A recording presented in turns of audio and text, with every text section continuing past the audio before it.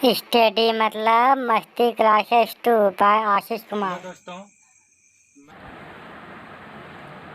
दोस्तों पार्ट 1 में हम लोग 5 नंबर तक डिस्कस किए थे। शुष्क सेल का एनोड किससे बना होता है? तो ग्रेफाइट कार्बन, इसका यानी डिस्कशन हो चुका है। तो अब इस वीडियो में आपको पार्ट 2 मिलेगा, जिसमें कि क्वेश्चन नंबर 6 से स्टार्ट होगा।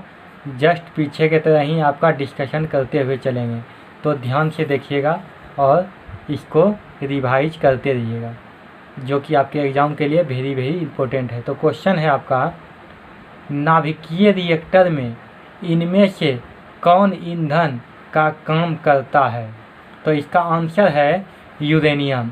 इसका आंसर क्या है? यूरेनियम। तो इसका डिस्कशन हम लोग थोड़ा जान जाते हैं। तो इसका डिस्कशन है, नाभिकीय रिएक्टर में संलयन करने के लिए करीब 108 केल्विन के उच्च ताप तथा अत्यंत उच्च दाब की आवश्यकता होती है। अगला टॉपिक है, रिएक्टर में ईंधन के रूप में यूरेनियम 235 या प्लूटोनियम 239 का प्रयोग किया जाता है। अगला है, सूर्य और तारों में प्रकाश का स्रोत नाभिकीय संलयन है। अब यहाँ तक हम लोग नाभिकीय संलयन के बारे में पढ़े थे, तो नाभिकीय संलयन क्या होता है तो इसके बारे में थोड़ा सा जान जाते हैं। तो नाभिकीय संलयन हाइड्रोजन एवं हीलियम के द्वारा होती है। नाभिकीय रिएक्टर में विमंदक के रूप में ग्रेफाइट व भारी जल का सूत्र क्या होता है? D2O, ड्यूटेरियम ऑक्साइड का प्रयोग किया जाता है। अगला है, नाभिकीय रिएक्टर में न्यूट्रॉन को मॉडरेटर किया जाता है भारी जल के द्वारा, यानी ड्यूटेरियम ऑक्साइड के द्वारा। तो यहाँ तक आपका खत्म हुआ। अगला क्वेश्चन 7 नंबर है, न चिपकने वाले खाना पकाने के बर्तनों में कौन सा लेप चढ़ा होता है? तो इसका आंसर है टेफ्लॉन। इसका आंसर क्या है? टेफ्लॉन। इसमें डिस्कशन इसका करते हैं। तो इसका डिस्कशन है, ना चिपकने वाले खाना पकाने वाले बर्तन में टेफ्लॉन का लेप चढ़ा होता है। अगला है, लोहे एवं इस्पात को जंग से सुरक्षित रखने के लिए उन पर जस्ते की पतली परत चढ़ाने की विधि को यशर लेपन या जस्तीकरण कहते हैं। अगला है, पेंट करके तेल लगाकर ग्रीज लगाकर यशर लेपन क्रोमियम लेपन आदि द्वारा लोहे को जंग लगाने से बचाया जा सकता है। अगला है इसका डिस्कशन, लोहे में जंग लगना रासायनिक परिवर्तन का उदाहरण है। अगला है, लोहे में जंग लगने से लोहे का भार बढ़ जाता है। यानी कहने का अर्थ है कि जब लोहा मान लीजिए 5 kg का है, जब उसमें जंग लग जाएगा तो 1 kg बढ़ जाता है उसका वजन। तो फ्रेंड्स, यहाँ तक इसका डिस्कशन हो गया। अब आपका 8 नंबर क्वेश्चन है, गर्भाशय में शिशु की विकास की जानकारी हेतु किसका प्रयोग किया जाता है? यानी गर्भ में जब बच्चा रहता है तो कैसे पता करते हैं कि लड़का है या लड़की है? तो इसका पता करने के लिए आपको क्या करना पड़ता है? अल्ट्रासाउंड। तो इसका आंसर हो जाएगा अल्ट्रासाउंड।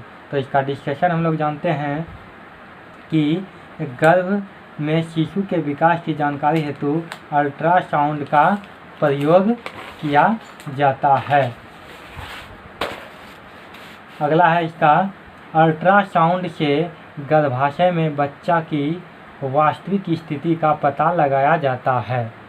अगला है, 3D चित्रण होता है। सोनोग्राफी से गर्भाशय में शिशु का लिंग का पता लगाया जाता है। यानी पहले 3D चित्र से पता चल जाता है कि लड़का है या लड़की। तो इसमें भारत सरकार ने भ्रूण हत्या को रोकने के लिए 1994 ईस्वी में एक कानून बनाया।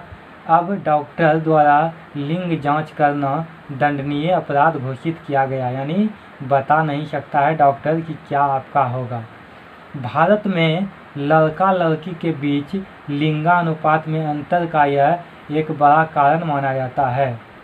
यानी पहले अगर बता देता है डॉक्टर तो क्या करता है, लड़की रहता है तो उसको भ्रूण हत्या कर देता है। तो इसीलिए सरकार ने ऐसी कड़ी नियम को लागू किया है। अगला है एक्सरे की खोज रोंटजन ने किया, जिसका उपयोग चिकित्सा और औद्योगिक क्षेत्र में किया जाता है। अगला है पराबैंगनी किरणों की खोज रीटर ने किया। अगला है गामा किरणों की खोज बैकुरल ने किया। इसकी भेदन क्षमता अत्यधिक होने के कारण इसका उपयोग नाभिकीय अभिक्रिया तथा कृत्रिम रेडियोधर्मिता में की जाती है। अगला है भारत में भ्रूण हत्या सर्वाधिक हरियाणा में होता है। अगला होता है फ्रेंड्स कि अल्फा बीटा गामा ये सभी रेडियो सक्रिय किरण होते हैं जो परमाणु के स्वतः विखंडन के द्वारा उत्पन्न होता है। अगला है अल्फा किरण की भेदन क्षमता सबसे कम और उसके बाद यानी मध्यम बीच वाला भाग में बीटा का और सबसे भेदन क्षमता कम होता है, यानी सबसे कम होता है अल्फा का और बीच वाला होता है बीटा का और सबसे ज़्यादा होता है गामा किरण का। अगला है भेदन क्षमता क्या है। तो भेदन क्षमता को जानने के लिए उसका परिभाषा हम लोग जान जाते हैं। किसी भी ऊतक को आसानी से आर पार कर जाता है, उसी को क्या बोलते हैं, भेदन क्षमता। तो अगला क्वेश्चन आपका 9 नंबर क्वेश्चन है। तो 9 नंबर क्वेश्चन के बारे में जान जाते हैं।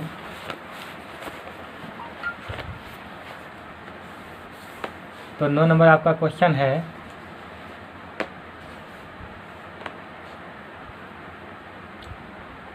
रेशम के कीड़े पालने को कहते हैं।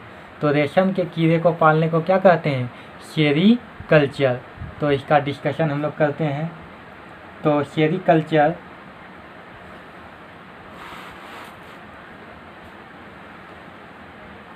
एपीकल्चर में मधुमक्खी पालन का अध्ययन किया जाता है।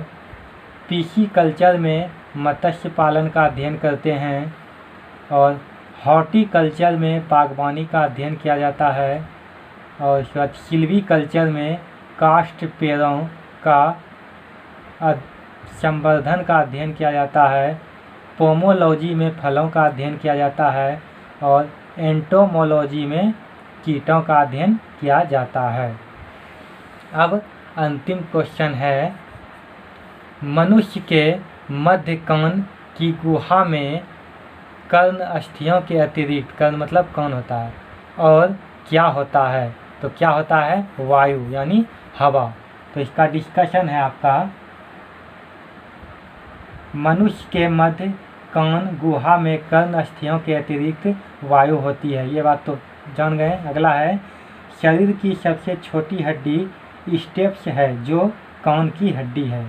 अगला है सांस द्वारा लगभग 400 ml पानी प्रतिदिन हमारे शरीर से बाहर निकलता है।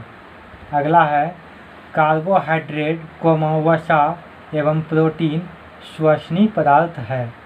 अगला है सबसे पहले कार्बोहाइड्रेट का श्वसन होता है, उसके बाद वसा का। अगला है कार्बोहाइड्रेट एवं वसा का भंडार समाप्त होने के बाद ही प्रोटीन का श्वसन होता है। अगला है श्वसन एक अपचयी क्रिया है, इससे शरीर के भार में कमी होती है।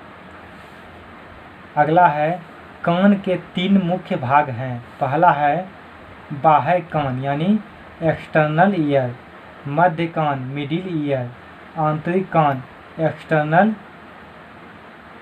ईयर। तो पहला आंतरिक कान के बारे में जानते हैं। तो आंतरिक कान में कोक्लिया होती है और इसमें द्रव्य होता है जिसे ओटोलिथ कहते हैं, जो शरीर को संतुलित करने में सहायता करता है। अगला है मनुष्य के मध्य कान में म्यूकस ग्रंथि होता है जो म्यूसिन का स्राव करता है, जो धूलकण को अंदर जाने से रोकता है। अगला है बाह्य कान को पिन कहते हैं जो उपास्थि का बना होता है। यह एक प्रकार का संयोजी ऊतक है। तो फ्रेंड्स, आपका यहाँ तक आज 10 नंबर तक क्लियर हुआ, जो कि पार्ट 1 में 5 तक हुआ था और पार्ट 2 में 10 तक हो गया। तो अगर आपको वीडियो अच्छा लगा होगा तो लाइक एवं सब्सक्राइब, साथ ही दोस्तों के साथ शेयर कीजिए।